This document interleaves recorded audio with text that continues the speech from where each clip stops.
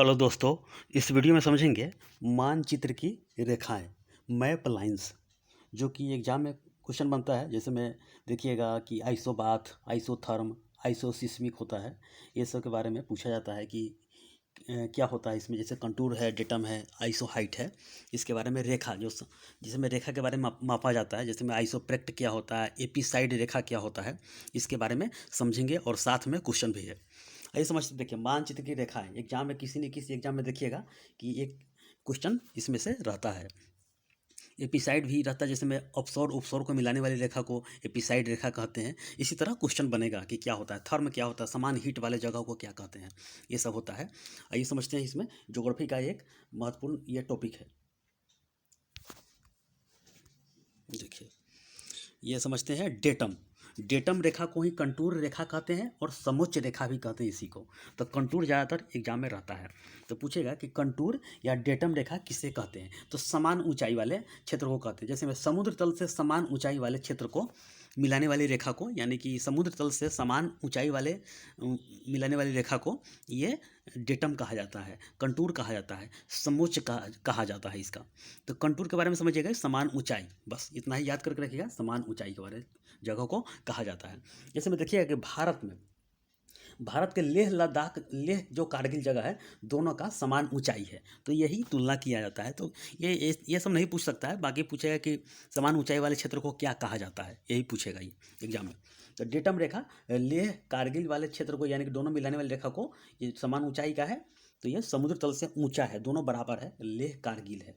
रांची और धनबाद शहर जो कि झारखंड का शहर है, तो ये दोनों का एक ही जैसा है। और चाहे भोपाल हो, ये सिक्किम हो, सब एक ही लाइन पर, यानी कि एक ही ऊंचाई रेखा वाले क्षेत्र कहलाता है। ये समझ गए आप। अब समझते हैं आइसोनिफ। आइसोनिफ क्या होता है, तो बर्फ गिरने के समान क्षेत्रों को दर्शाने वाली रेखा। जहाँ बर्फ गिरता है वहाँ समान क्षेत्र को दर्शाने वाली रेखा होता है, तो आइसोनिफ कहा जाता है। ये समझ गए। अब आगे समझते हैं आइसोनेफ। आइसोनिफ तो देख लिए, आइसोनेफ तो मेघाच्छन्न। मेघाच्छन्न के समान क्षेत्रों को मिलाने वाली, यानी जहाँ का मेघ होता है यानी बादल, तो ये समान क्षेत्रों को मिलाने वाली रेखा को मेघाच्छन्न कहा जाता है। और ये आइसोनिफ है, बर्फ गिरने के समान क्षेत्रों को दर्शाने वाली रेखा कहलाता है। ये समझ गए। तो आइसोनेफ मिजोरम मेघालय जो होता है, मिजोरम और मेघालय क्षेत्र दोनों को मिलाने वाली रेखा एक ही जैसा, यानी मेघाच्छादन होता है वहाँ पे। मुंबई और गोवा, ये भारत हो गया, ये मुंबई सालसेट टी पर बसा हुआ है और गोवा छोटा सा यहाँ पे, तो दोनों का एक ही समान क्षेत्रों को मिलाने वाली रेखा होता है। अब आगे समझते हैं आइसोनॉमल, यानी कि आइसोनोमल कर लीजिएगा। आइसोनोमल क्या होता है कि किसी संदर्भ बिंदु से क्रमिक माप का प्रदर्शन करने वाली रेखा, यानी किसी बिंदु से क्रमिक माप प्रदर्शन करने वाली, यानी मापने वाली रेखा कहलाता है आइसोनोमल। अब समझते हैं सममान रेखा, यानी कि आइसोप्लेथ, यानी कि विशेष प्रक्रिया, यानी कि विशेष अभिक्रिया, समान रेखाओं वाले बिंदुओं को मिलाकर खींची गई रेखा। जैसे समदाब रेखा, समलवण और समताप रेखाओं को मूल्यों के उचित अंतराल पर खींचना, यानी कि ये समलवण हो गया। समदाब यानी कि समान प्रेशर वाला रेखा।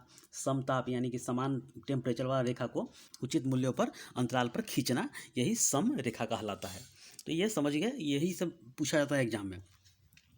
अब आगे समझते हैं आइसोटैक। आइसोटैक क्या होता है कि मौसम मानचित्र पर पवन की समान गति वाले स्थानों को, यानी कि जो पवन होता है समान गति वाले स्थानों को मिलाकर खींची गई रेखा होता है, आइसोटैक कहलाता है। पवन की समान गति वाले स्थानों को मिलाकर खींची गई रेखा आइसोटैक कहलाता है। अब समझते हैं आइसोथर्म। आइसोथर्म क्या होता है, समान तापमान वाले क्षेत्रों को मिलाने वाली रेखा। समान तापमान वाले क्षेत्रों को मिलाने वाली रेखा, यानी कि समान टेम्परेचर वाला।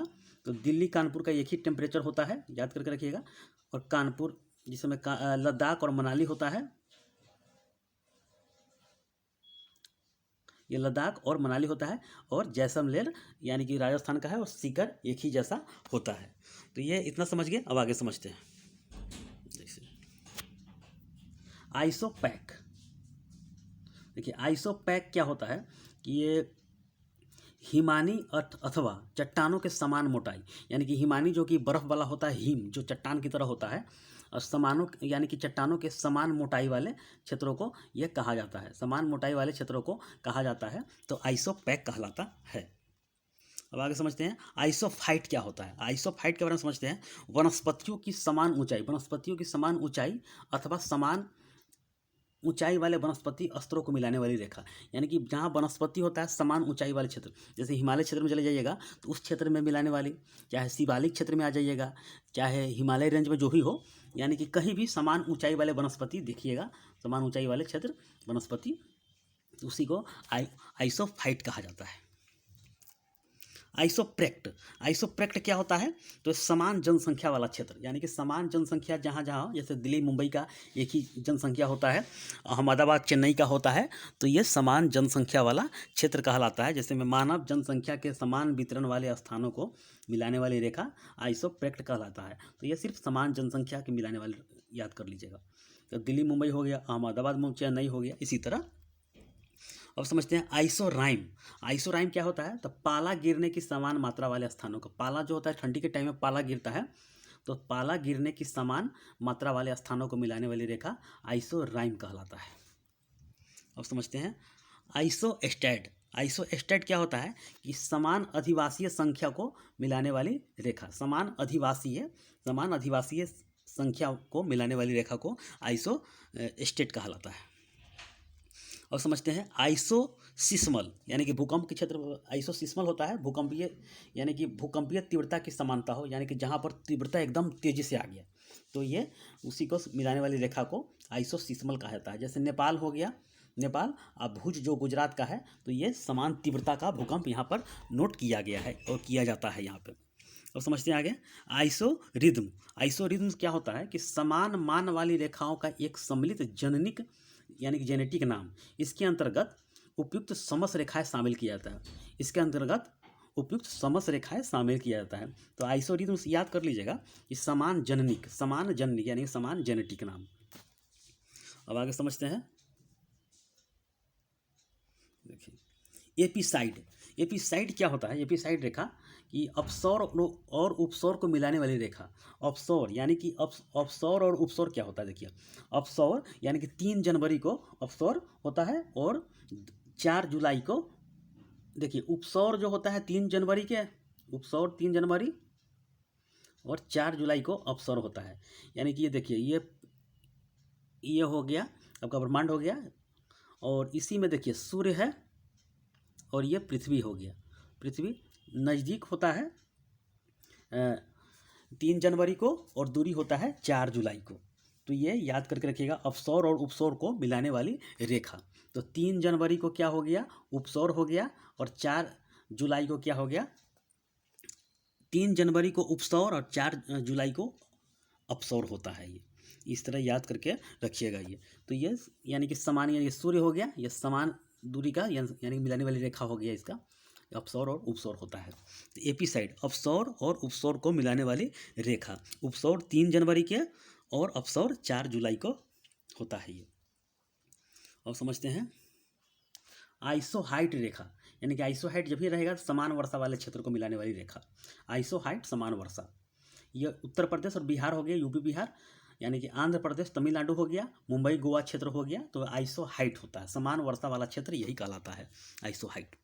आइसोहेलाइन, आइसोहेलाइन क्या होता है, समान खारा पानी, यानी कि समान खारा पानी वाले रेखा को आइसोहेलाइन कहते हैं। आइसोबार रेखा क्या होता है, समान दबाव मिलाने वाली रेखा, समान यानी कि प्रेशर जो क्रिएट होता है, प्रेशर उसी वाले क्षेत्र को मिलाने वाली रेखा को आइसोबार कहा जाता है।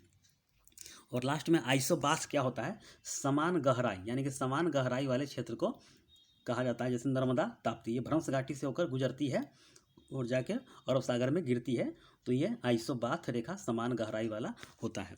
इसमें कुछ क्वेश्चन है, तो आइए समझते हैं। इसमें देखिए क्वेश्चन याद कर लीजिएगा, देखिए क्या है, समान हिमपात वाले स्थानों को मिलाने वाली रेखा क्या कहलाता है, आइसोनीफ। डायरेक्ट याद करके कीजिएगा, यानी कि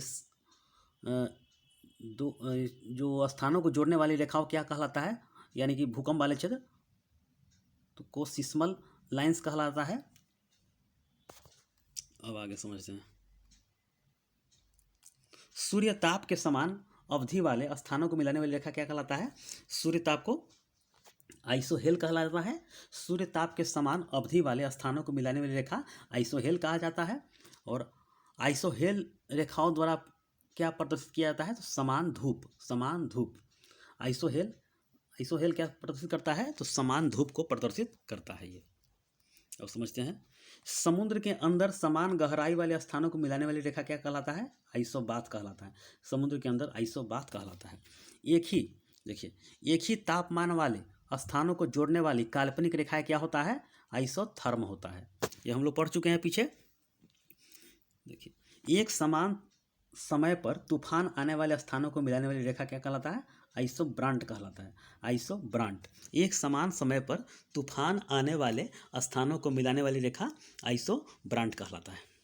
समान मेघाच्छन्नता को मिलाने वाली रेखा आइसोनेप, हम लोग पढ़ चुके हैं सब, आइसोनेप कहलाता है ये। इसी तरह ऑब्जेक्टिव क्वेश्चन बनाया जाता है। देखिए, महासागरीय और सागरीय भागों में लवणता की समान मात्रा वाले स्थानों को मिलाने वाली निम्न जो रेखा है, क्या क्या नाम है इसका? तो आइसोहेलाइन। आइसोहेलाइन यानी समान लवणता वाले क्षेत्र को आइसोहेलाइन कहा जाता है। इतना समझ गए? अब कुछ और है, देख लेते हैं। देखिए देखिए, मानचित्र पर बनाई गई वे रेखाएं जो समुद्र से बराबर ऊंचाई वाले स्थानों को मिलाते हैं, यानी कि मानचित्र पर जो रेखा है समुद्र से बराबर ऊंचाई वाले स्थानों को मिलाता है, इसे कंटूर कहते हैं। हम लोग का पहला क्वेश्चन था यही, तो कंटूर रेखा कहलाता है ये। अब समझते हैं। देखिए यहाँ पे, महासागरीय और सागरीय भागों में लवणता की समान मात्रा वाले स्थानों को मिलाने वाली रेखा आइसोहेलाइन कहलाता है। ये देख लिए। अब आगे देखते हैं, समान जनसंख्या घनत्व वाले स्थानों को मिलाने वाली रेखा आइसोपाइक्लिक पाइक्लिक कहते हैं। इसे समान जनसंख्या घनत्व वाले आइसोपाइक्लिक कहते हैं ये। समान मेघाच्छन्नता को मिलाने वाली रेखा हम लोग देख चुके हैं, आइसोनेप। ये सब क्वेश्चन इसी तरह एग्जाम में क्वेश्चन बनेगा किसी न किसी एग्जाम में। किसी प्रदेश में समान भाषा वाले स्थानों को वर्गीकृत करने वाली सीमा रेखा आइसोग्लॉस कहते हैं। आइसोग्लॉस यानी कि समान भाषा वाले, आइसोग्लॉस। समान चुंबकीय झुकाव वाले स्थानों को मिलाने वाली रेखा आइसोगोनल कहते हैं, यानी कि चुंबकीय जो झुकाव होता है तो आइसोगोनल कहलाता है ये।